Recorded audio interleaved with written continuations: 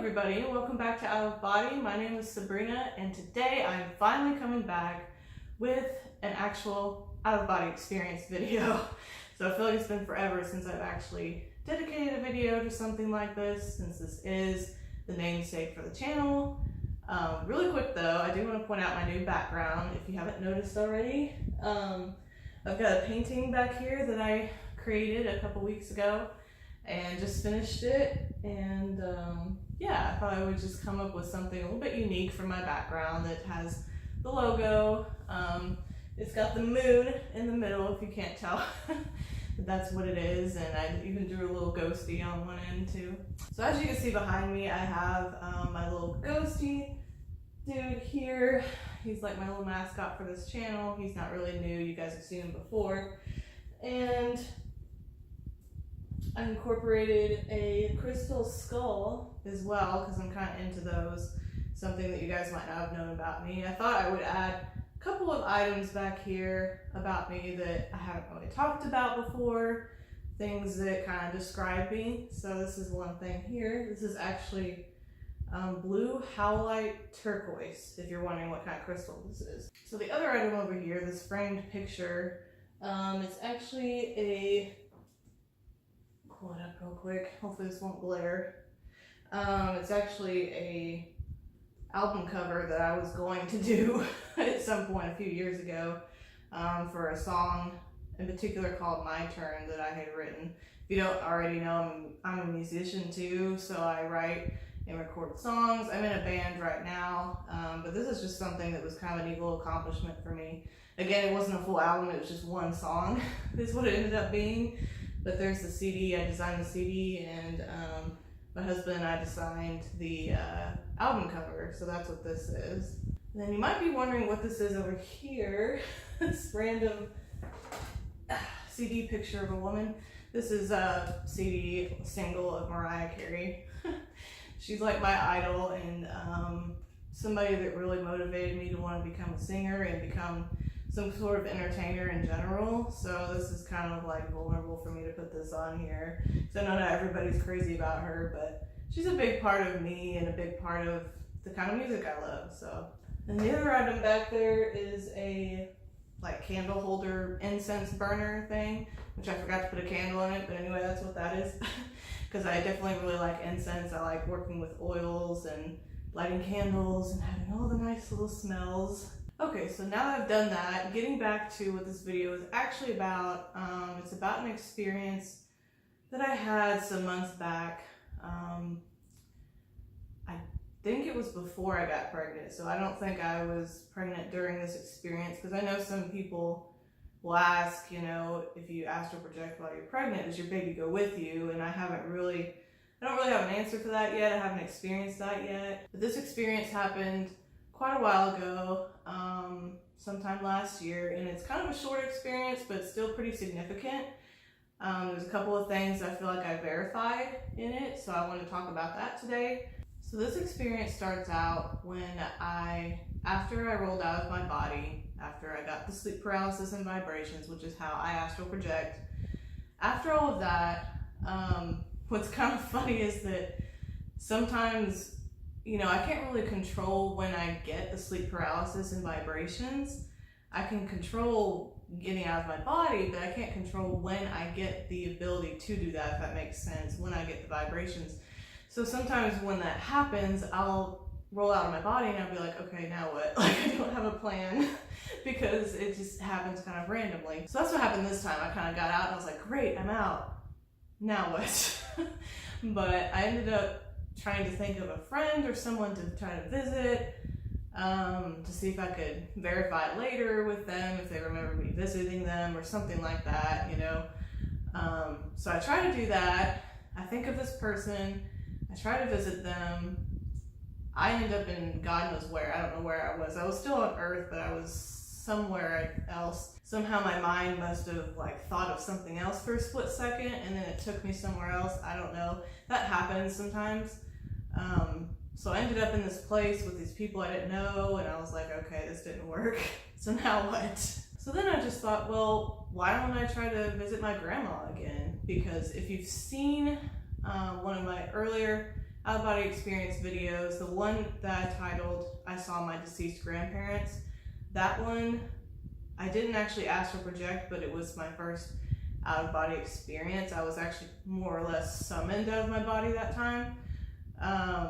But I did see my grandparents. And so I thought, well, maybe let me see if I can visit my grandma again. So then I thought about her, I focused on her, and in that out-of-body state, I kind of just close my eyes and I reach my hands up and I just think of that person and going to that person. Before I know it, I'm up in the air, flying straight up. Usually I go, it feels like 10 or 15 seconds, just flying really fast straight up into the sky. And then eventually I kind of level out and then I spiral downward once I get to my destination. So when I get to wherever I am, at that point, I open my eyes and I look around and everything is really bright and green and sunny. I'm outside somewhere. I look around me and I can see that there's ground underneath me and there's really, really green grass. And I think I'm sitting in like a pond or something. There was some water around me, just a little bit of water, and then grass. And then I look up and I see these three women sitting around me, sitting in this pond, and they're kind of staring at me a little bit funny. And the one on the far left, I actually recognized as my grandma. So I was like, oh great, I succeeded. I found her again. So in that instance, I look at her and I say, hey, you know, I found you, or it's me again. And her reaction is what was, it kind of shook me at that moment. She didn't react the way I thought she would, and there's a reason why. So I will explain that here in a little bit. But whenever she saw me, she just kind of sat there shocked almost, like not with a really, really shocked looking face, but she just kind of looked at me like confused and kind of just still for a second. And she kind of said, you know, hi, and said, what are you doing here? How did you get here? What are you doing here? And I was like, what do you mean what I'm doing here? Like, I came to visit you. Like, this is awesome. This is great. I was just kind of confused by her reaction. And then I sat there for a second and I thought about it and I was like, wait a minute. When you think about it, she passed away. She's living her good life, you know, her afterlife, wherever that is. It was a very, very heaven-like, peaceful place. She's there with these other women, and all of a sudden I pop up. I mean, when you think about it, she's going to be a little bit confused. Like, where'd you come from? So there's that, but also I realized when I sat there for a second, I was like, oh, she thinks I'm dead. She thinks I died and I'm supposed to be there. But she knows somehow that it's not my time, so she's confused. You know, why are you here? How did you get here? What happened? She thinks I'm dead. I realized that and I was like, oh, no. No, I'm not dead. I said astral projection. I astral projected. This is what I do. And then all of a sudden she just kind of leaned her head back and she was like, oh yeah, that's right. Astral projection, that's right. It was kind of funny in the moment, and it verified a couple of things for me. One of which was that, you know, I feel like when our loved ones pass on, they still kind of watch over us and they keep track of us as much as they want to.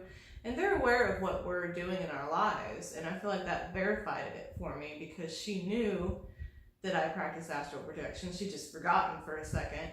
And she also knew that it was before my time. So somehow she probably knows when I'm supposed to show up and then I showed up too soon. So it was kind of interesting, you know, to find that out. So anyway, at that point, she was happy to see me and we embraced and everything was good.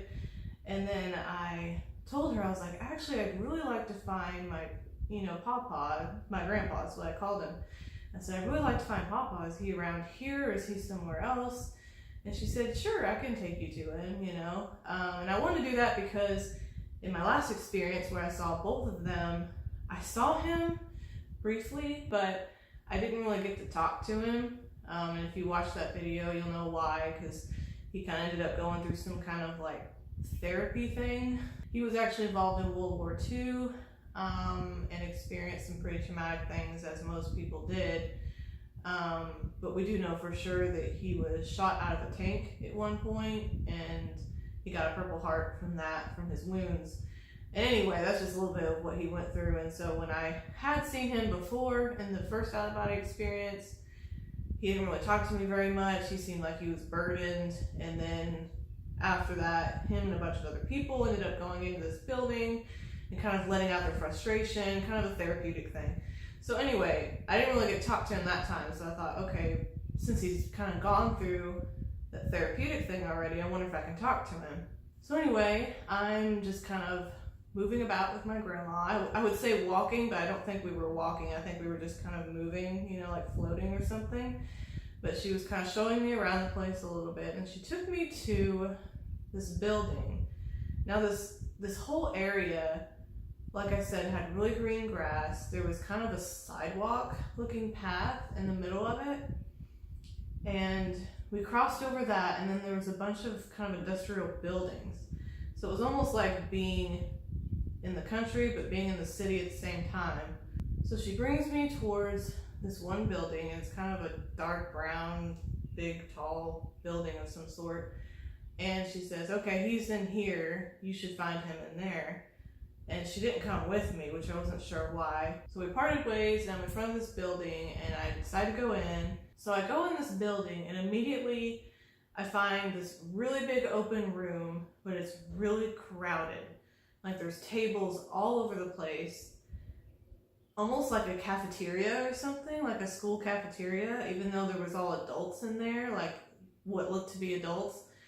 Tons of people in there, mostly men from what I could see. And in that moment, I was just kind of shocked. I was overwhelmed that there were so many people, and as soon as I walked in, they were all staring at me. So in that moment, instead of doing what I could have done, thinking of my grandpa and trying to find him kind of with my abilities, I just kind of looked around the room and was trying to find his face, and I couldn't find him, and I was getting kind of nervous and kind of scared, and so I was just looking around, couldn't find him. Eventually, all these people get up and leave. They go into a hallway somewhere and to the other part of the building, and so I kind of move up to what looked like a front desk, and there was a lady there, and again, I was really nervous and kind of just scared and not sure what was going on, so I just said, I'm looking for my grandpa, my papa, have you seen him? Instead of like actually saying his name or something, I just went over there and said like, I'm looking for my grandpa, have you seen him? And she's like, I mean, you're free to look around. She was really nice, but she was like, I don't think I've seen him. I'm not sure who you're talking about, you know? And in that moment, I just kind of, I just got a little gun shy. I just backed away, and then I left the building, and I just thought, well, this is not quite what I expected. And so I decided to just go ahead and return to my body and try again another time. So with all that being said, it wasn't a wasted experience at all, because I got to see my grandma. I got to verify a couple things with her. I did not find my grandpa that time, but I can tell you that there's another experience I have later on where I do find him. So it turns out fine. Again, I'm not sure what that building was, if it was maybe just kind of maybe he was still going through some sort of like therapy or rehab type situation. And he just wasn't really ready to see me. Could have been a thing. So anyways, that is the end of this experience. Let me know what you guys think of this. If you have any theories or ideas as to what might have really happened or what I did wrong. I mean, obviously I feel like getting scared and stuff I shouldn't have done, because then I just wasn't thinking straight. Yeah, anything you guys think about this, feel free to drop a comment down below. And yeah, that's the end of this video. I appreciate you guys watching, and I will see you in the next one. Bye. Am I on the internet? No, it's not live. No, I'll mess up your makeup. Yeah. Move it.